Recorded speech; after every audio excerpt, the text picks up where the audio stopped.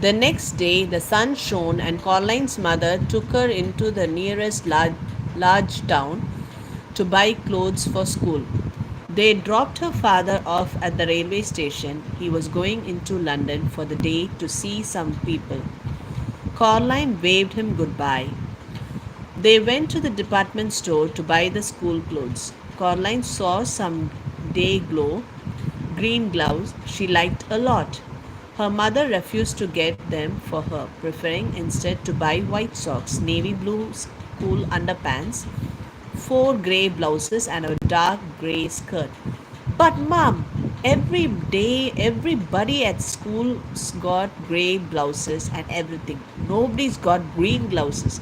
I could be the only one. Her mother ignored her. She was talking to the shop assistant.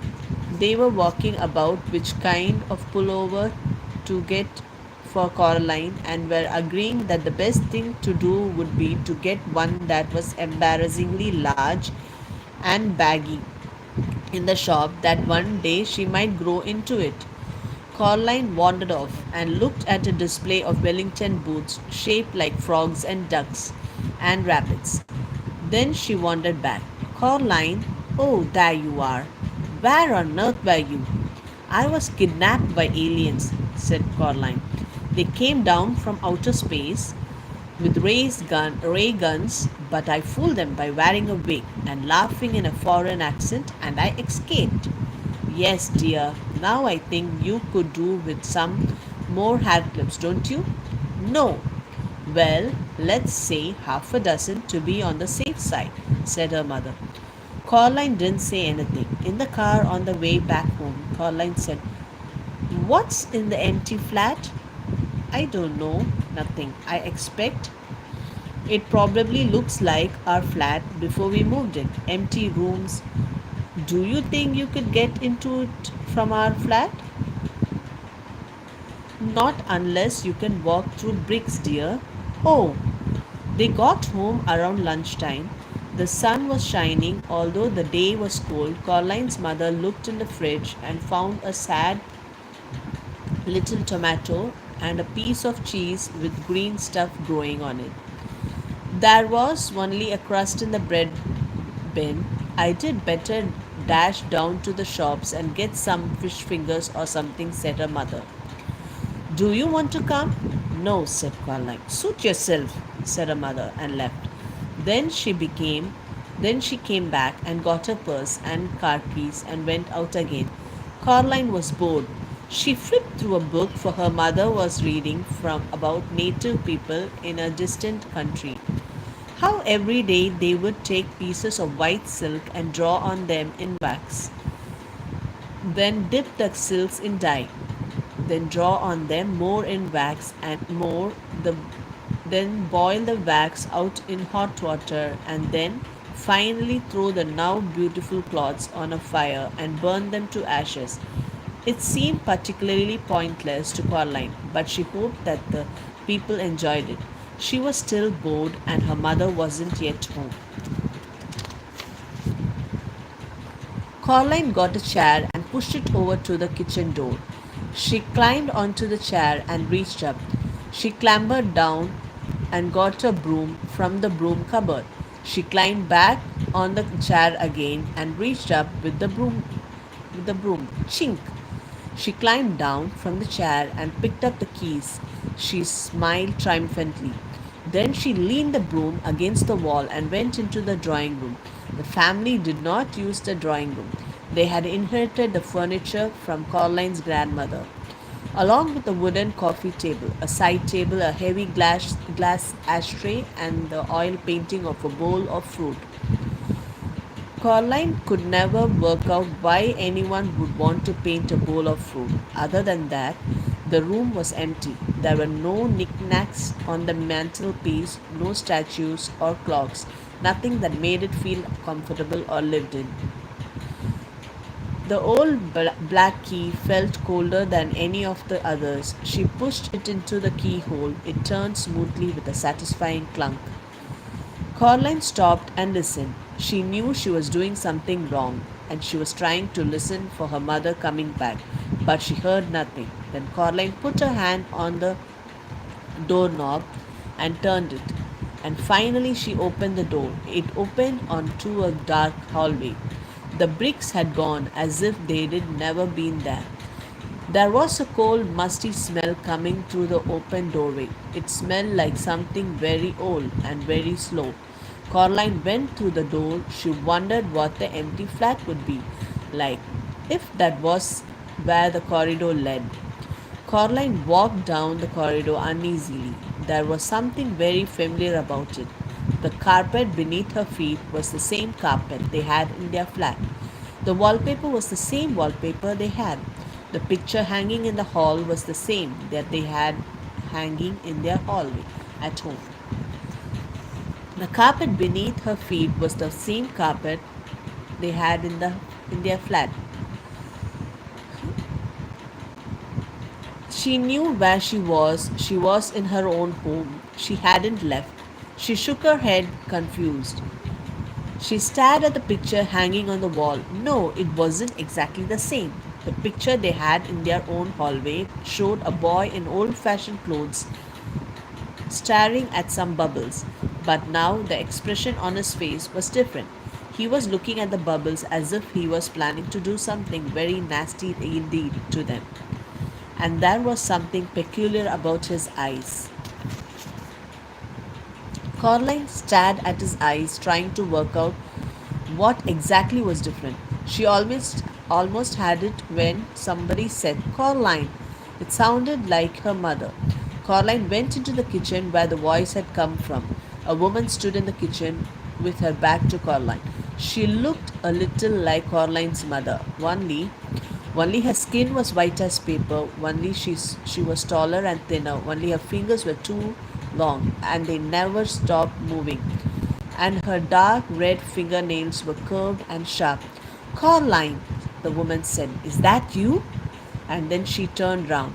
Her eyes were big black buttons. Lunchtime, Coraline, said the woman. Who are you? Asked Coraline. I am your other mother, said the woman. Go and tell your other father that lunch is ready. She opened the door of the oven. Suddenly, Coraline realized how hungry she was. It smelled wonderful. Well, go on. Coraline went down the hall to where her father's study was. She opened the door. There was a man in there, sitting at the keyboard with his back to her. Hello, said Coraline. I mean, she said to say that the lunch is ready. The man turned round. His eyes were buttons, big and black, shiny. Hello, Coraline, he said. I'm starving. He got up and went with her into the kitchen. They sat at the kitchen table, and Coraline's other mother brought them lunch, a huge golden brown roasted chicken, fried potatoes, tiny green peas. Coraline shoveled the food into her mouth. It tasted wonderful. We have been waiting for you for a long time, said Coraline's other father. For me? Yes, said the other mother. It wasn't the same here without you. But we knew you did arrive one day, and then we could be a proper family. Would you like some more chicken? It was the best chicken that Coraline had ever eaten. Her mother sometimes made chicken, but it was always out of packets or frozen and was very dry, and it never tasted of anything. When Coraline's father cooked chicken, he bought real chicken, but he did strange things to it, like stewing in wine or stuffing it with prunes or baking in pastry, and Coraline would always refuse to touch it on principle. She took some more chicken. I didn't know I had another mother, said Coraline continuously. Of course you do. Everyone does, said the other mother, her black button eyes gleaming. After lunch, I thought you might like to play in your room with the rats. The rats? From upstairs. Coraline had never seen a rat except on television. She was quite looking forward to it. This was turning out to be a very interesting day after all. After lunch, her other parents did the washing up, and Coraline went down the hall to her other bedroom. It was different from her bedroom at home. For a start, it was painted in an off putting shade of green and peculiar shade of pink. Coraline decided that she wouldn't want to have to sleep in there, but that the color scheme was an awful lot more interesting than the one in her own bedroom. There were all sorts of remarkable things in there she'd never seen before. Wind up angels that fluttered around the bedroom like startled sparrows, books with pictures that writhed and crawled, and shimmered little dinosaur skulls that chattered their teeth as she paused.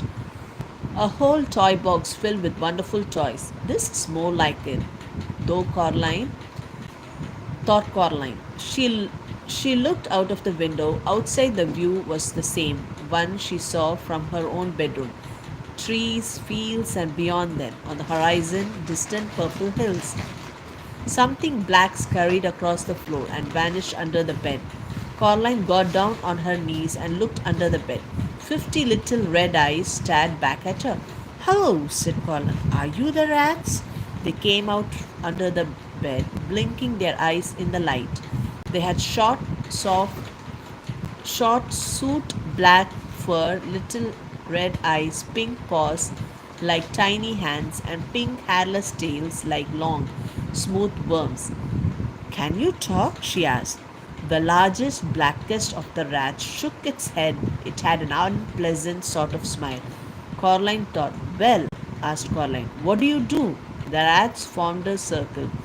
Then they began to climb on top of each other, carefully but swiftly, until they had formed a pyramid, with the largest rat at the top.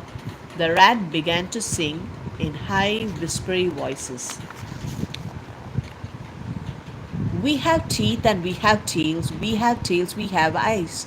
We were here before you fell, you will be here when we rise. It wasn't a pretty song. Coraline was sure she did hear it before, or something like it, although she was unable to remember exactly where. Then the pyramid fell apart and the rats scampered fast and black towards the door. The other crazy old man upstairs was standing in the doorway holding a tall black hat in his hand. The rats scampered up him, burrowing into his pockets, into his shirts, up his trousers legs, down his necks. The largest rat climbed on the old man's shoulders, swung up on the long grey moustache, past the big black button eyes, and on the top onto the top of the man's head. In seconds, the only evidence that the rats were there at all were the restless lumps under the man's clothes, forever sliding from place to place across him, and there was still the largest rat, who stared down with glittering red eyes at Coraline's from the man's head. The old man put his hat on, and the last rat was gone. Hello, Caroline, said the other old man upstairs. I heard you were here. It is time for the rats to have their dinner, but you can come up with me if you like and watch them feed. There was something hungry in the old man's button eyes that made Caroline feel uncomfortable. No, thank you, she said. I am going outside to explore.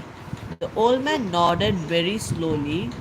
Caroline could hear the rats whispering to each other. Although she couldn't tell what they were saying, she was not certain that she wanted to know what they were saying. Her other parents stood in the kitchen doorway as she walked down the corridor, smiling identical smiles and waving slowly. Have a nice time outside, said her other mother. We will just wait here for you to come back, said her other father.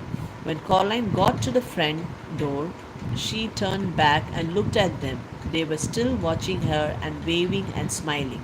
Caroline walked outside and down the steps. Miss Pink and Miss Forcible came onto the stage. I hope you like today's story. I'll continue the chapter 4 in the next live. Bye.